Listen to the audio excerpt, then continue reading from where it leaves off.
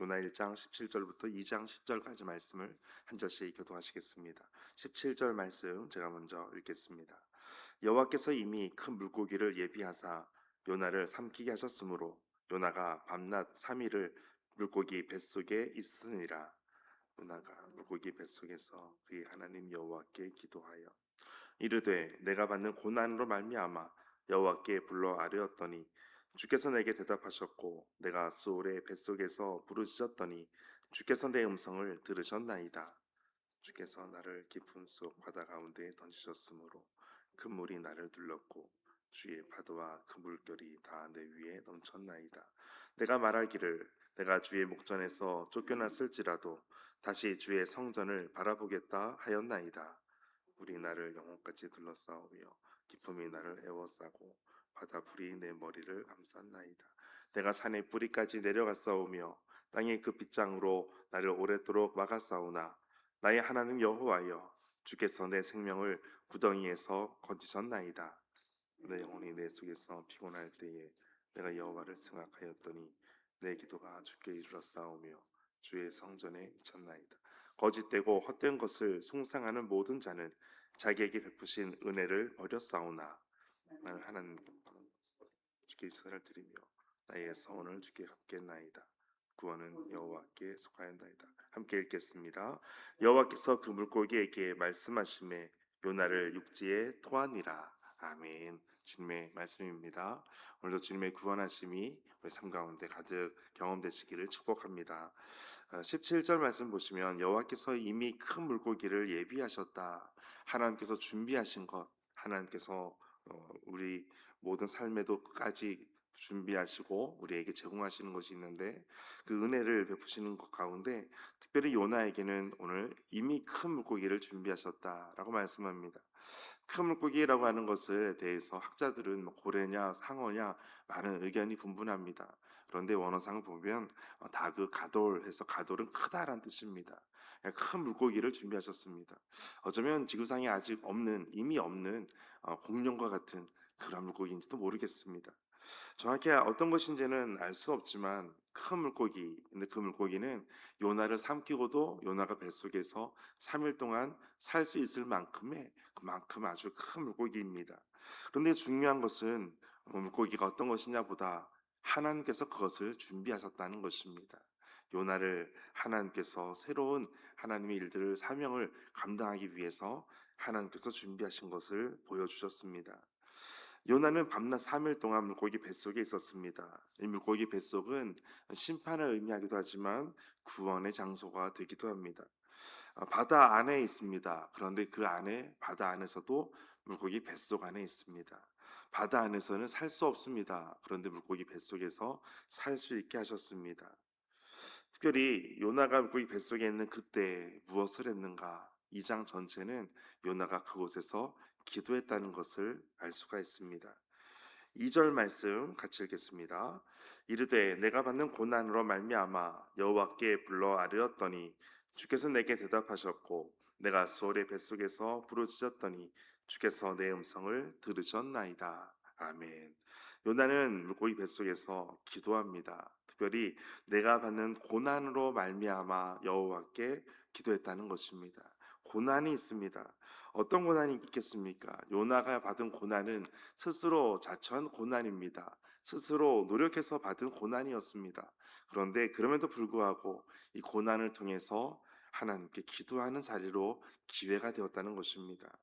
우리는 고난이 있을 때 여러분은 어떻게 하시겠습니까? 이 고난이 있을 때 나는 무엇을 하는가 질문해 볼 수 있습니다. 오늘 요나는 스스로 받은 고난임에도 불구하고 하나님께 나아가는 기회가 되었다는 것을 알 수 있을 때 오늘 우리도 우리가 갖는 어떤 고난에 있다 할지라도 하나님께 기도하며 나아가는 음성이 계속해서 있게 되시기를 바랍니다. 특별히 기도할 때 하나님은 무엇을 하시는가? 2절 마지막에 보면 주께서 내 음성을 들으셨나이다. 우리가 기도할 때 하나님은 우리의 기도를 들으시는 분이십니다. 특별히 3절 말씀 보면 주께서 나를 깊음 속 바다 가운데에 던지셨으므로 큰 물이 나를 둘렀고 주의 파도와 큰 물결이 다 내 위에 넘쳤나이다. 바다 속에 있는 요나라면 헤엄을 쳐야 됩니다. 그런데 물고기 뱃속에 있는 요나는 헤엄을 칠 필요가 없습니다. 물고기 뱃속은 기도의 장소가 되었습니다.